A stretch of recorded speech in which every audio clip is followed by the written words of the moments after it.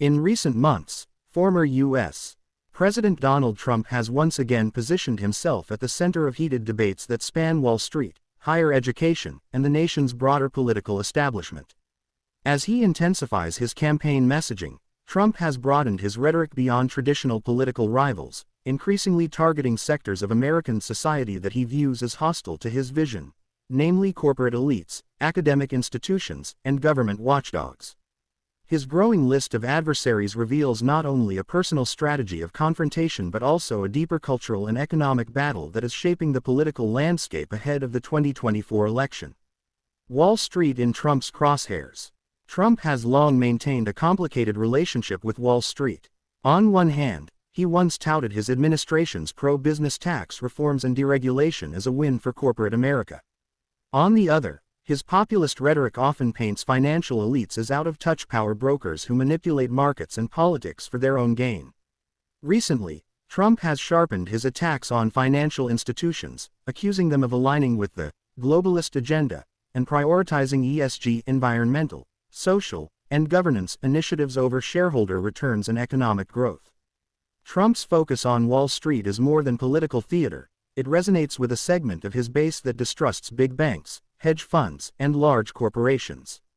His criticism also reflects a broader conservative backlash against corporate America's involvement in social and environmental causes. In this sense, Wall Street is both a symbol of wealth and a convenient foil for Trump's populist narrative. Academia as a liberal stronghold. If Wall Street represents economic elites, academia embodies cultural power, and Trump has made it a central target.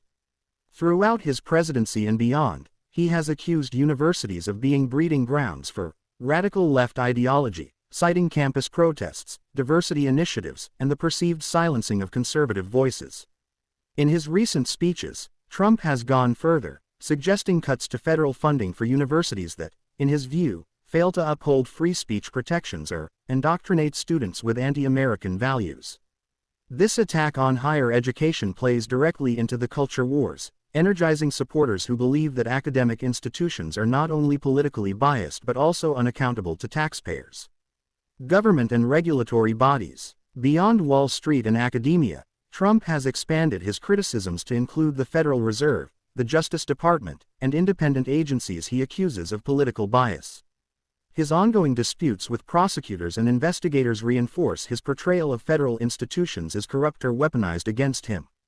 By framing these entities as part of a larger establishment conspiracy, Trump strengthens his outsider persona, even as a former president and frontrunner for the Republican nomination. The broader strategy. Trump's willingness to take on multiple sectors, from finance to education to government agencies, highlights a broader political strategy. Rather than limiting his fire to Democrats, he is casting a wide net, portraying himself as the only figure capable of standing up to entrenched elites across American society. This strategy energizes his base by reinforcing a narrative of victimhood and rebellion, while also forcing neutral actors, such as businesses or universities, into the political spotlight. Risks and rewards. However, this aggressive approach carries risks. Wall Street donors remain influential in Republican politics, and alienating them could affect campaign funding. Similarly, attacks on academia may galvanize younger voters and suburban moderates who see higher education as essential to the nation's future. On the other hand, Trump's rhetoric cements his appeal among voters who feel alienated from both cultural and economic elites. Conclusion. Trump's line of fire is not limited to political opponents but extends across some of the most powerful institutions in American life. By targeting Wall Street, academia, and regulatory bodies, he frames himself as a champion of ordinary Americans against entrenched elites. Whether this strategy will strengthen his electoral prospects or deepen divisions in the Republican coalition remains to be seen.